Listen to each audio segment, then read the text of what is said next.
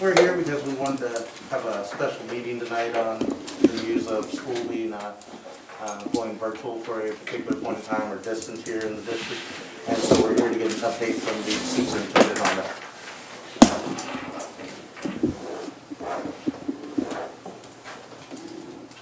Well, over the weekend, I had numerous calls from the health department. Well, they started Thursday afternoon. And then over the weekend, Friday, over the weekend, I had numerous calls back and forth from the health department, letting me know students who have been in close contact and personnel who have been in close contact with individuals who have tested positive. And those students and adults would have to go into quarantine. So by last evening, the number was up to 184, I believe. By this morning, our numbers were right at 200. We have 129 from Beaker alone. So, talking to the health department, talking to hospital personnel, I discussed with them what would be best to do, and they did not necessarily make any kind of mandate or any kind of strong necessarily recommendation. This was my decision, and I talked with the central office administrators about it, called the board president and board vice president, and so we discussed this quite a bit today, and came to the decision that this would be the best and the healthiest and the safest for the kids. Well, I know that several board members, we had some questions about that. We weren't privy to all the conversation today, so we wanted to make sure that we were on the same page with the district, as we've been fielding questions through most of the afternoon as well, just as I'm sure you all have in district and secretaries and people across the board. So I'll start with Ellen. You have some discussion? I do. So I'm concerned that, I guess I need to understand, in the Return to Learn plan, we've said all along that that's a living document. Now today, we've suspended that, and so I guess it's dead. But I need to go back to when it was a living document, and I need to understand why we have 4 plans within that one plan. Correct me if I'm wrong. Spain Howard through first, or pre-K through first, 2nd through 4th, 5th through 8th, 9th through 12th. We have 4 different plans. Each level made up their and designed their own plan for these kids to return to school, right? No, not. Okay, so the middle school goes Monday, Tuesday, Thursday, Friday. The high school goes A, B. So everybody has their own plan. The configuration of delivery of instruction, yes, they made their own plan. So if that's the case, then why are we, and I'm only speaking as a parent and a board member at this point in the questions I field today, and the kids at the high school are getting 40% in-class instruction, and their numbers are significantly low. In fact, the athletics has only had 2 positives since August 10th. As of tonight, when I talked to the health department about 5 after 6, we had 1 definite teacher at the high school positive and maybe 1 other. So that's still maybe 6 total positives over almost 2 months, and we're taking those kids out. And if we look at the CDC guidelines, which you shared with us, we named the NCMC, 921 through 928, our average is 10.14, which does not put us in the red. So I understand if 184 in one building, and that group has their own plan, then maybe we need to separate them, but our high school and our high school kids have been doing great. And I think it's absolutely horrible for us to take it away from them. They need school. I agree it's horrible too. I mean, I don't want the school kids not to be in school. I'm questioning why do we have to make one blanket statement? The one thing I want to make clear is that the returning to learning plan is not dead. Suspended. It is suspended because this situation was not covered in the returning to learning. We didn't really foresee quarantines being the issue. That didn't, and so all of our numbers were based on, first to start on the Harvard Institute, then it was the CDC, but really it was the conference superintendents. Okay. Those are all based on new positive cases, hospitalizations, those type of data. So this with quarantine is totally different than that. And we have so many adults now that are impacted. Last week, we had 30 adults gone. We had 9 of them have come back now. So we still have 21 adults gone. And over a district this size, that probably doesn't, in good times, in normal times, that wouldn't really matter. But we don't have substitute teachers. We do not have them. And we've had teachers trying to cover 3 and 4 classes in 1 hour by themselves. It's not a good situation, and I'm not saying that our teachers couldn't handle it. But what I am saying is that we don't have enough adults here to manage school. Okay, So bad. per building or per, I just need clarification on why we made a blank. If we were gonna let each of these buildings make their own route, like their own plan to return, their own, I don't remember what you just said, but their own definition of how they're going to give the instruction. Why did we do that when we were just gonna make a blanket swoosh when our high school is running great? Their plan, and I'll be the first one to say, I have been a pro go back to school, but the numbers and the data prove that the high school's doing it right. And so these kiddos have been, I mean, our quarantines are small over there, and the majority, according to the health department, the majority of those quarantines for the high school go away on the 2nd, which is Friday. And we're taking things away from kids. I want to be comfortable that we're advocating and we're looking at it by building, because that's what our plan said we were doing. We have the buildings do design and deliver their own instruction.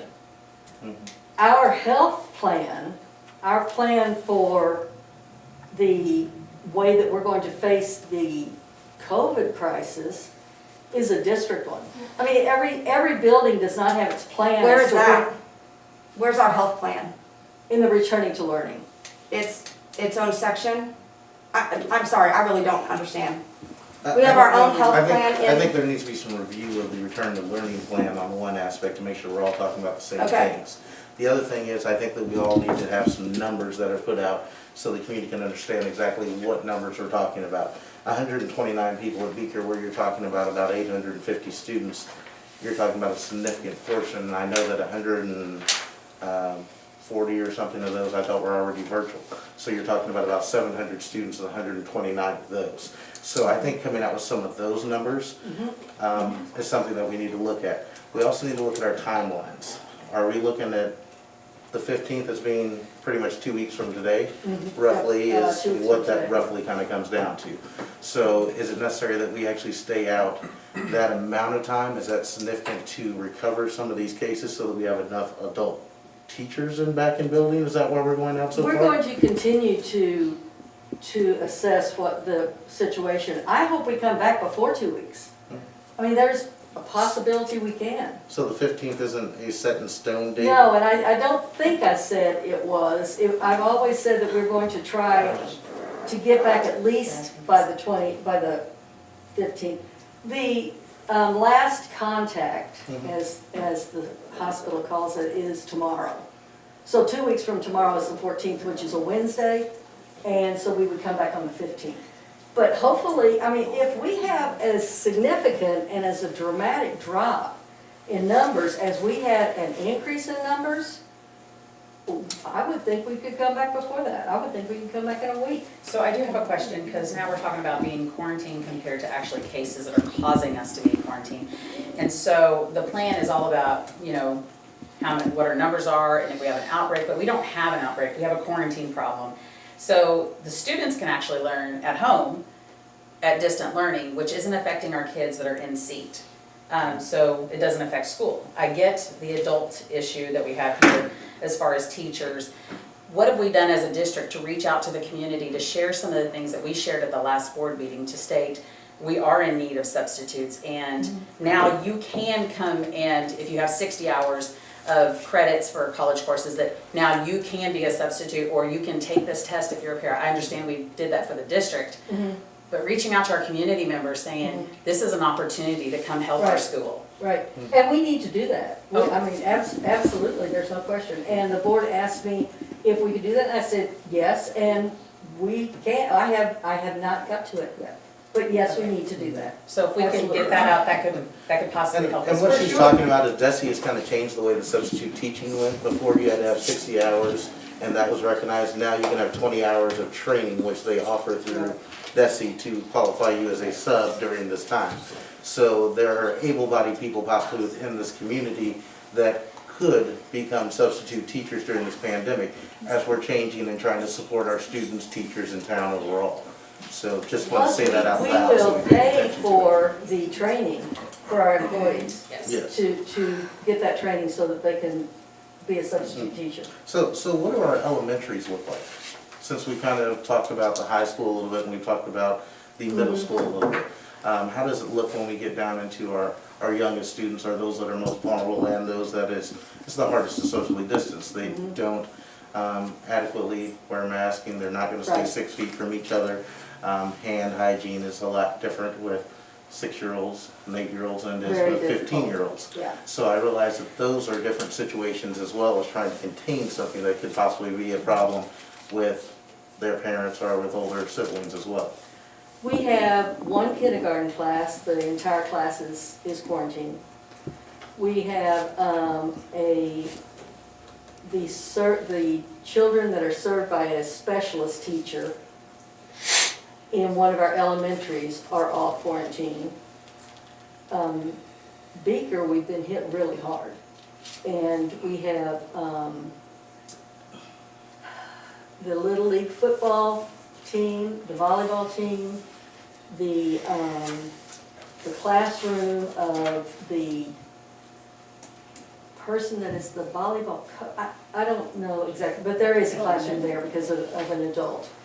And in the high school, we just have, I don't know if we have classes because they move around all the time, but we've had several.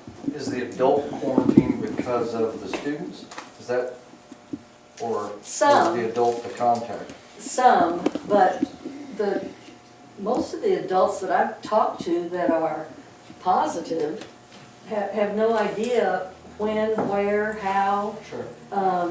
So we've had, I had a teacher call me, well, an administrator, call me this afternoon, and there are, I believe, 4 administrators that are going to, I don't know if they're going to have to go into quarantine. I hope they don't, but they had received a letter. So, And when we come back on the owl alert says by the 15th. yeah, by the 15th. When we come back, where are we gonna start on our return to learning plan? I plan to start back in phase 3, where we were. Is that, remind me, phase 3 or orange is 12 a day average? It is up to 12.5. Okay. We did have, we did get I got messages from all of our conference superintendents. All those districts have moved into yellow. So that would be tremendous, but Well, we would that's not us. be real close. If we're 921 to 928, we're at 10.4, we would be really close. Mhm. We would be really close. Yeah, and it's because of the shift that they've been able to do that. Yeah, for sure. Okay, So so ours is more of a quarantine do we issue. know, It is a I have 2 questions. Do we know then how many positives we have over our employees? I don't have an exact I number, was no, gonna say, okay, I was we gonna don't say, know. we're gonna have to release some of these numbers tomorrow. Yeah. It sounds like, so we'll need to get these together to send out to the various media outlets as well. I also want to ask about sports. So you said the conference superintendent said they were pretty much operating in yellow. Yes. What does yellow do for athletic competitions between schools or between in the conference? Because as virtual or distant learning, you still can compete in those things, but being in yellow, what does that do? Actually, it's not so much an impact on the sport as it is on the spectators. Participants and the spectators? It's the spectators. For every every level that you move up, there are more spectators allowed. So I believe in orange, there are 2 spectators, and in yellow, there are 6. Per player, per participant. So the rest of the schools in our conference are still going on with athletics currently? Yes. Yes. Okay. What prompted us to, I'm sorry. Go ahead. What prompted us to cut those completely, the sports? Because it was decided a while back by the high school administration, and us, not just the high school, the administrative team, that if we didn't have school, then we wouldn't have activities. I guess And that's a and I gray area believe because, I believe at the time that we discussed that and we talked about it a lot, I think that also went with our positive COVID cases Right. versus the quarantine situation. I mean, right now, we're in more of a precautionary and almost a status that we have to hold because of the amount of physical bodies to be teaching students and the precautions of so many students being out. But we truly aren't in a COVID or a lockdown situation or not in building situation because of the numbers that we had. So I would be interested to see how the administration team felt about participation in athletic events while we are underneath this quarantine situation as well. Right. Because I don't know if we take everything away. You Well, know, or how do we the operate quarantine- safely as we and always that's- gone. You know, that's, if you all want to override the administration, that is totally fine with me. It's not necessarily an override to make sure that we're all putting out the same public Well, image. but- I think but it's definitely good for conversation because we're talking about a quarantine issue. When you guys discussed that, it was a COVID positive issue of us shutting down schools. So I Well, think this is what that the gray high school area. administrators have said, have communicated to me, is that they believe that if we weren't in school, that we wouldn't participate in activities. It's happening. The COVID situation, I mean, the COVID quarantine situation is a very scary one. I think that a good conversation would be good for the administration to have about that again, to revisit it. Also, I did have a question today. On phase 4, the plan, when you go virtual, teachers were going to be allowed to go into their buildings for 20 hours. But the email today kind of read that it was going to be in your building from 8 to 3. So what are the expectations that you're expecting out of our teachers for virtual learning for their job? The administrative team is asking the teachers to come back to 40 hours a week. We have allowed them to bring their children if they wish, because we understand that that's going to be hard on them to try to find childcare. But our teachers are also here at school every Wednesday. So I would think that the childcare there would be the same. However, we did allow our teachers to bring their children. The quarantine situation is a different situation than the one that we described in phase 4. I just So- think also bringing your kid to class and you being a teacher, you're distant learning your child, and now you're also teaching, and that's probably Yeah, hard on them too. I absolutely agree, and I asked the administrators that they, and with good reason and with good intent, they want to support the teachers in any way they can. They said, well, a number of our teachers have said they just can't do that, they can't bring their kids for a full day, and I understand that, so I would imagine that they would have to have whatever childcare they have on Wednesdays to be expanded through the week, but that's not my decision. Okay. Well, I mean, I think this is gonna affect our working population, this is gonna affect everybody in our county, or everybody in our district that comes to school here. It's a significant hit on people that have to go to work, and it's a significant hit. And so it's concerning to me that we're in this position, and, I mean, do we not have, and I honestly don't know this question, do we not have 21 people with subs and extras that can work in a room to meet the needs of 21 people across the district? No, we don't. That's scary to me. Right, that scares me a lot. Well, I know I've talked to a few other people from other districts today. 20 teachers puts most of the districts of our size into a hardship to where they actually can't bring enough bodies in to replace the bodies that they've lost as far as educators. Okay. And we can't have paras unattended, for lack of a better term, within the classrooms as well, because they have to be with a teacher as well. So that was another situation that came up in the other districts that they weren't able to do as well.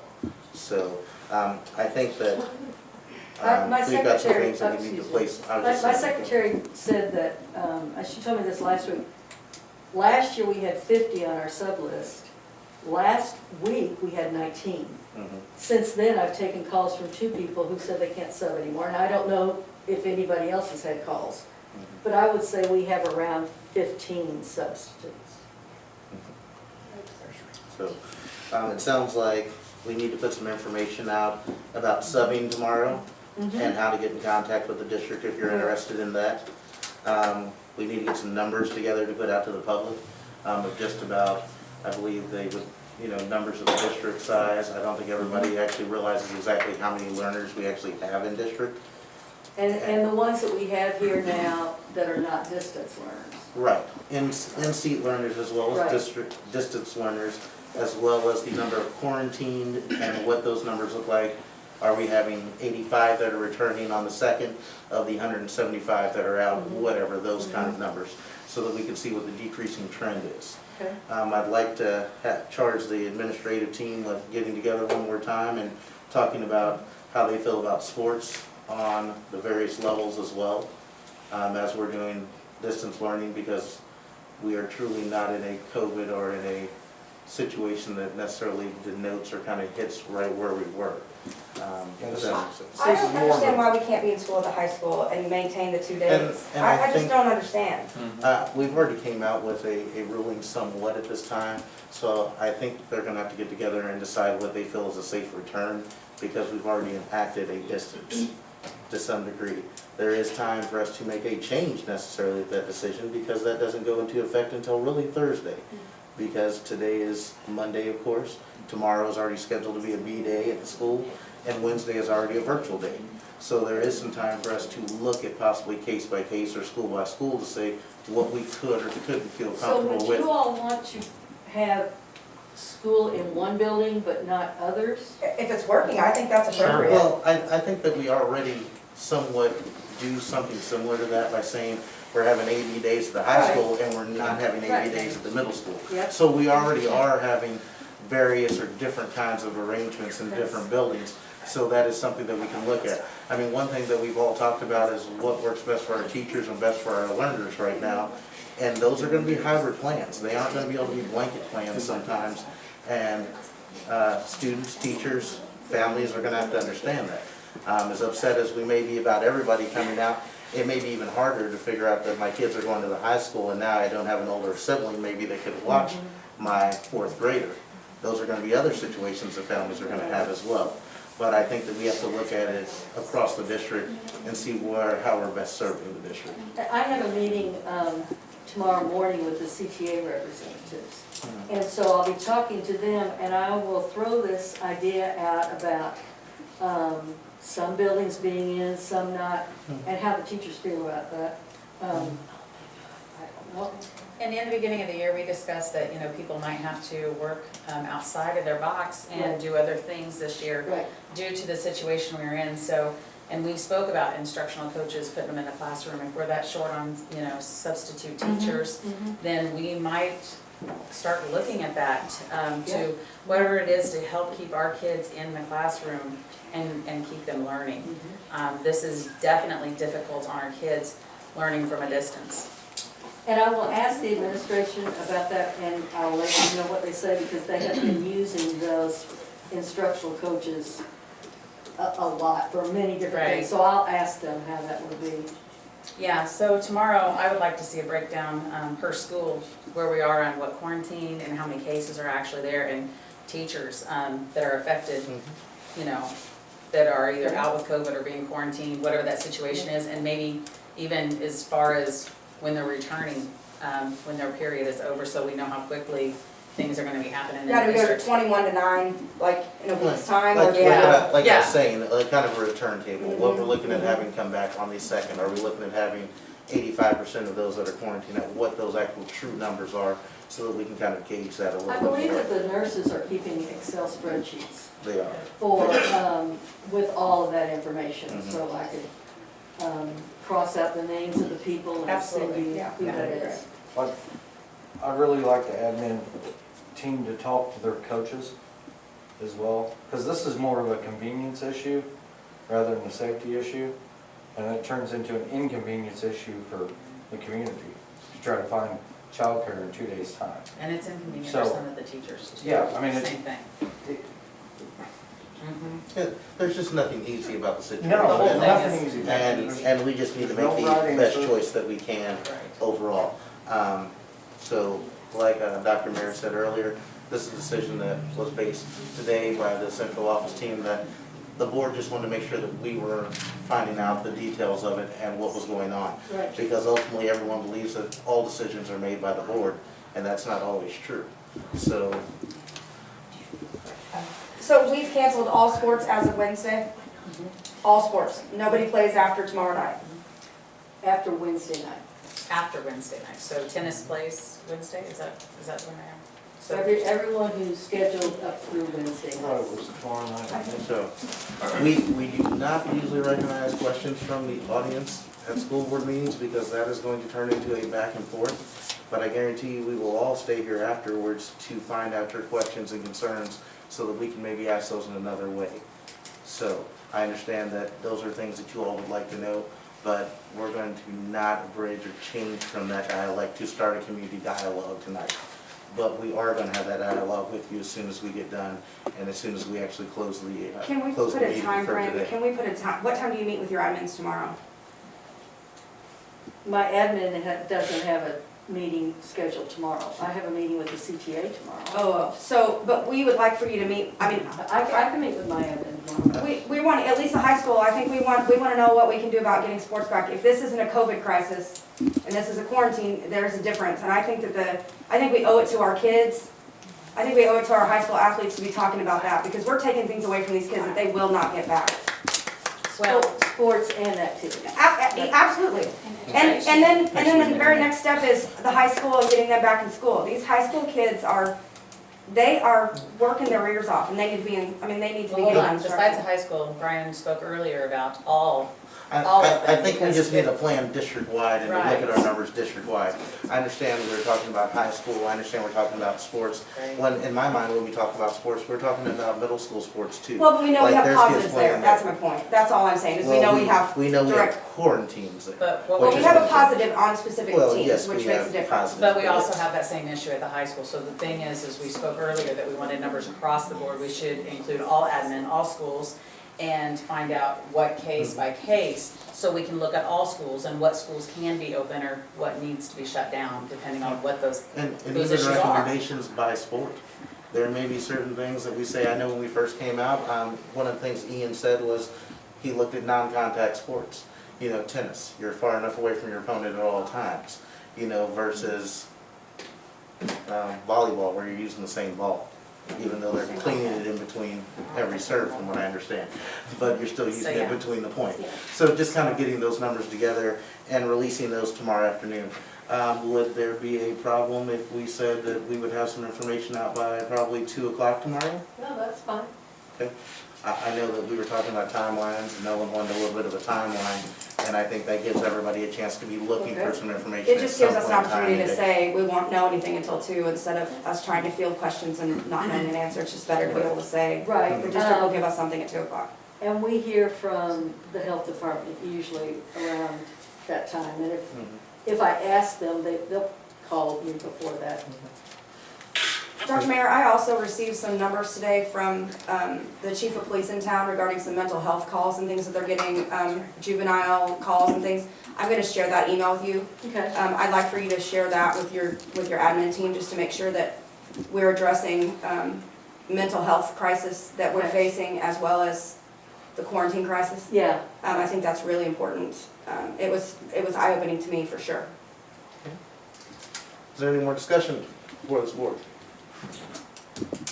No, I mean, I would just, in the next 2 weeks' time, if we probably need to revisit the return to learning plan too.